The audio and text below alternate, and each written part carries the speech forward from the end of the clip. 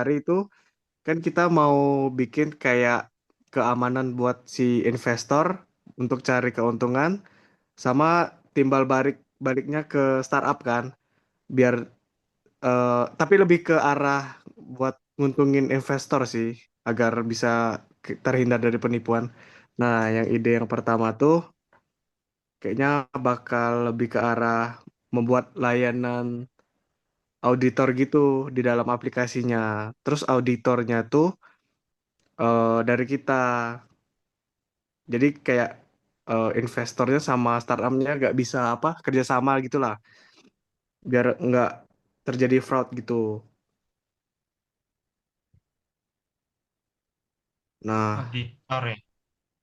ya terus auditornya tapi di dalam aplikasi buat buat apa ngecek laporan gitu-gitu Kayak bentuk progres. UI. Oke, Berarti itu laporan gitu. keuangannya emang dari perusahaannya kan? Kita cuman sebagai I- media tempat uploadnya doang. yes, benar, benar. Oke, oke, lanjut. Oke. Nah, nih ide ketiga. Kalau ide ketiga gua kan tadi kita mau pakai sistem blockchain ya, rencananya untuk as a safety ya. Untuk safety-nya. Makanya gue bilang kan tadi kita karena blockchain ini susah, nggak gampang lah untuk implementasi. Apalagi kan ini teknologi yang baru dan Tadi udah bilang tuh kita harus kerjasama dengan pihak-pihak penyedia jasa auditor.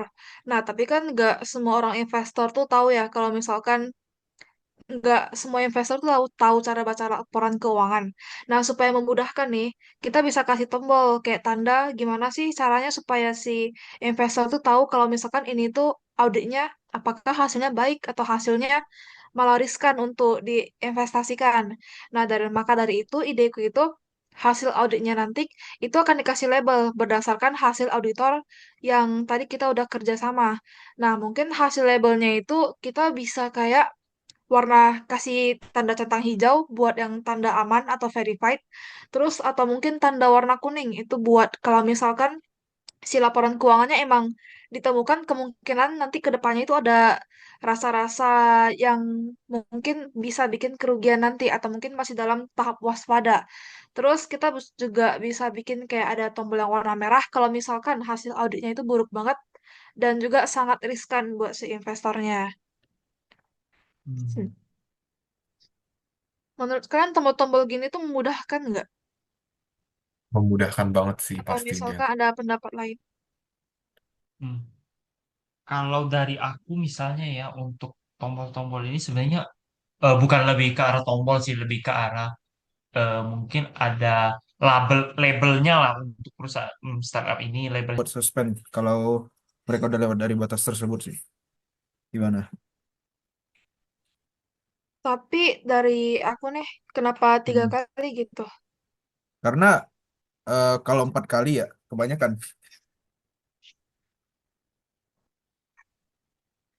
Ya masa kita gimana? Nggak tahu ya.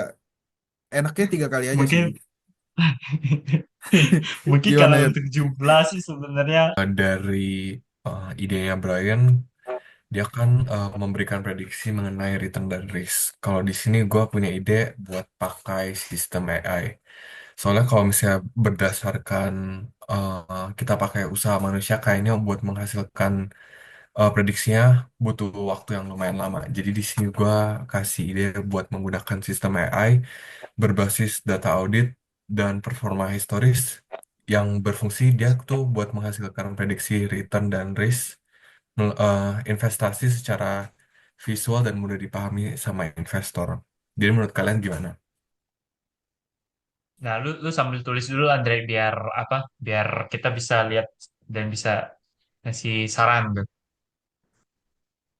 Tulis dulu, Sistem tulis AI dulu. yang menarik sih. AI ya? Ide yang ketiga ini, aku sih kepikiran untuk memberlakukan asuransi itu lebih dari 1 tahun untuk member dari bisnis kita, yaitu investor, bagi startup yang tidak mencapai, tadi kan ngebahas ini juga kan milestone-nya. Nah, jadi bagi startup yang emang nggak mencapai milestone-nya gitu loh.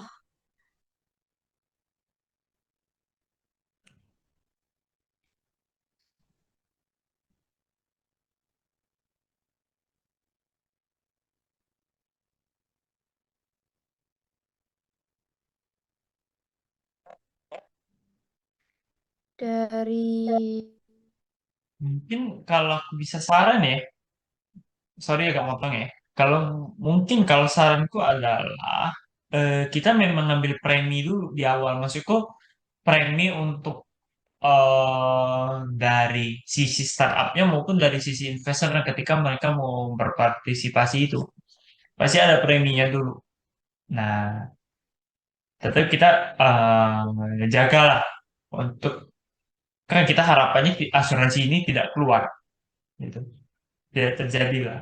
Cuman untuk mendapatkan dananya kita bisa minta untuk ke investor maupun ke startupnya gitu.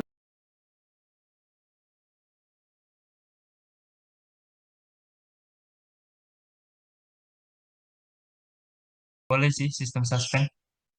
Itu penting sih untuk soalnya jaga ya kan. Pada akhirnya kan kita nggak mau kalau investor kita tuh sampai banyak terima kerugian lah, gitu. Ya kerugian dalam artian bukan maksudnya kerugian karena fraud ya, bukan karena memang bisnisnya jelek atau apa gitu. Karena fraud ya tepatnya. Tapi oke sih, jadi kayak kita lebih tegas saja soal, jadi kayak bukan sembarangan startup itu yang bisa masuk. Yes, benar. Itu boleh tuh. Ninggalin. Boleh, boleh. Berarti dari ide dua clear ya. Nah, kalau aku ya, aku bilang ya, menurutku ide Brian sama ide Brian yang ide ketiganya tuh bagus juga tuh yang gunakan smart contract itu. Jadi kayak lebih progresif aja dia punya investasi.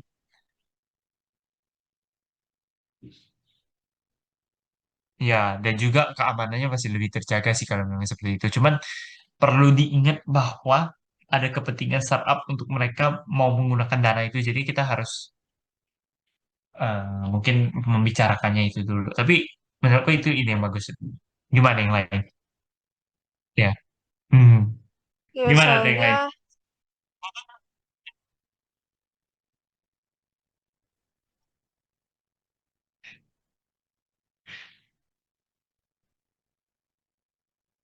Oke.